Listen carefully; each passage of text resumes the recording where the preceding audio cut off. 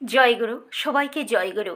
আজকে আমার আলোচনার বিষয়বস্তু যে নারী তাদের গোপনে কত ত্যাগের দ্বারা তারা সেই মহান কাজ করেছেন, যে কথা গোপনেই থেকে যায়, কজন জানতে পারে তা।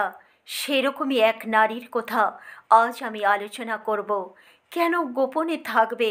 সবাই জানুক, আমাদের মতো নারীরা জানুক যে কত কত ত্যাগ, কত কষ্ট নারীদের সহ্য করতে হয়েছে। আমরা একটুতেই বিচলিত হয়ে পড়ি।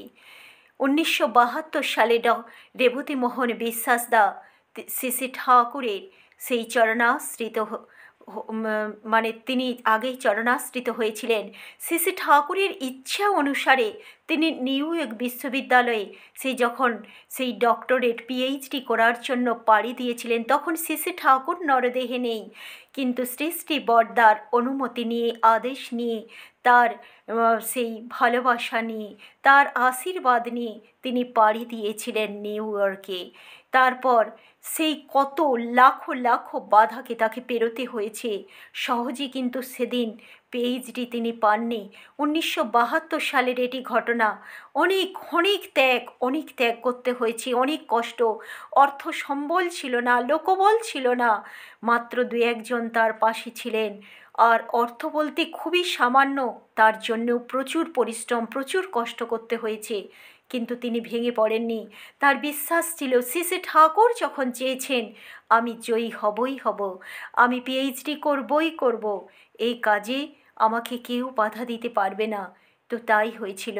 তিনি যখন সেই ডক্টরেট করলেন, পিএইচডি করে, শ্রী শ্রী ঠাকুর এর ইচ্ছা অনুসারে তিনি করেছিলেন বলেই তিনি, তার সেই বিষয়বস্তু ছিল শ্রী শ্রী ঠাকুরের জীবন দর্শনের উপরে।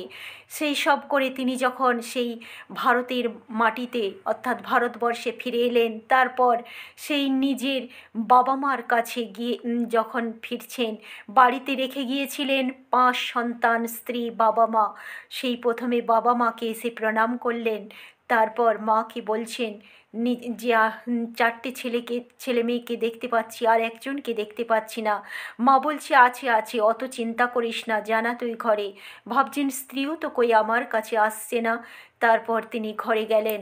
ঘরে যেতেই স্ত্রী তার পায়ের কাছে পড়ে হাউ হাউ করে কাঁদতে লাগলো। বলছে, ওগো, আমি তোমাকে মিথ্যা কথা বলেছি, তুমি আমাকে ক্ষমা করো। আমি আমি তোমার এক সন্তানকে যত্ন করে রাখবো বলে, 5 সন্তানকে যত্ন করে রাখবো বলে তোমাকে কথা দিয়েছিলাম। তুমি আমার ভরসায় তোমার 5 সন্তানকে রেখে দিয়ে গিয়েছিলে, কিন্তু আমি রাখতে পারিনি তাদের একজনকে। আমি আমি তাকে কোথায় হারিয়ে ফেলেছি, আর আমি তোমাকে মিথ্যে কথা বলেছিলাম, তুমি আমাকে ক্ষমা করো। তখন ডক্টর রেবতীমোহন বিশ্বাস, তিনি তখন ডক্টর রেবতীমোহন বিশ্বাস, তিনি বলছেন, তুমি তুমি কি করে সহ্য করলে এত বড় একটা কষ্ট বুকের মধ্যে একা চেপে কি করে সহ্য করলে? তুমি একবার তো বলতে পারতে, একবার তো আমাকে জানাতে পারতে। তখন তার স্ত্রী বলছে, আমি যদি তোমাকে বলতাম, তুমি তো তাহলে ওই পিএইচডি না সম্পূর্ণ করেই ভারতে ফিরে আসতে। এই রকম খবর শুনে আর ঠাকুরের ইচ্ছা তো পূর্ণ হতো না।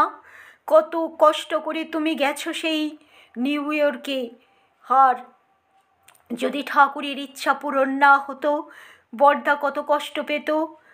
আমি নিজেকে ক্ষমা করতে পারতাম না। ওগো, যে গেছে সে তো গেছেই, তাকে তো আর আমি কোনো দিন ফিরে পাবো না। কিন্তু কিন্তু আমি যে নিজেকে ক্ষমা করতে পারতাম না, যদি না তুমি ঠাকুরের ইচ্ছাকে পূরণ করে তুমি জয়ী হয়ে ফিরে আসতে। আজকে আমার আজকে আমার এটা ভেবে ভালো লাগছে যে আমি সেদিন তোমাকে ওই খবরটা গোপন করেছিলাম বলে আজকে তুমি ভালোভাবে তুমি এই কাজ সফল করে ফিরে এসেছো। তখন ডক্টর রেবতীমোহন বিশ্বাস বলছেন, তুমি লুকোতে গিয়েও লুকোতে পারোনি, তাই তোমার চিঠিটা কত জায়গায় জল পড়ে ঝাপসা হয়ে গিয়েছিল। হবেই তো, তুমি তো মা। মা মা কি পারে? মা যে পারে না, তাই ওই চিঠিটা লিখতে লিখতে চোখের জলে লেখাগুলো অস্পষ্ট হয়ে গিয়েছিল। কিন্তু তুমি তুমি মানবী নও গো, তুমি দেবী। তুমি কি করে পারলে এত বড় একটা কষ্ট, সন্তান হারানোর যন্ত্রণা মায়ের কাছে যে কত তীব্র সে মাই জানে। তুমি কি করে পারলে এত বড় একটা কষ্টকে একা সহ্য করতে? তুমি যদি ছোট না হতে আজ আমি তোমাকে প্রণাম করতাম। তোমাদের মতো এই দেবীদের জন্যই আমাদের মতো আমাদের কথা হয়তো একদিন লেখা হবে শেষে ঠাকুরের জীবন দর্শনের সঙ্গে। তাঁর কথা হলেই আমাদের কথাও হয়তো আলোচনা হবে। কিন্তু তোমাদের মতো মায়েদের কথা, নারীদের কথা, তোমাদের ত্যাগের কথা গোপনেই রয়ে যাবে, কেউ জানবে না। তোমাদের এই ত্যাগের জন্যই আজকে আমরা কিন্তু সামনে এগিয়ে যেতে পেরেছি। ধন্য তোমাদের এই নারী জীবন, সার্থক তোমাদের মানব জীবন। ঈশ্বর তোমাদের মঙ্গল করুক। সত্যিই তাই, কত নারী গোপনে কত ত্যাগের জন্য পুরুষ এমনি করে এগিয়ে গেছে। এদের কথা আমরা যদি নারীরা কিছু না আলোচনা করি, কিছু না বলি, তাহলে তাহলে কে বলবে? বলা তো উচিত। পরম পিতা আমাদেরকেও এমনি করে শক্তি দিক, সকল কাজে আমরা যেন স্বামীদের সহধর্মিণী হয়ে উঠতে পারি। জয়গুরু, সবাইকে জয়গুরু। সবাই খুব খুব ভালো থাকবেন। আর এমনি সুন্দর সুন্দর প্রিয় পরমের কথা যদি শুনতে ভালো লাগে, তাহলে অবশ্যই আমার পাশে থেকে আমার চ্যানেলটি সাবস্ক্রাইব করবেন, লাইক কমেন্ট শেয়ার করবেন।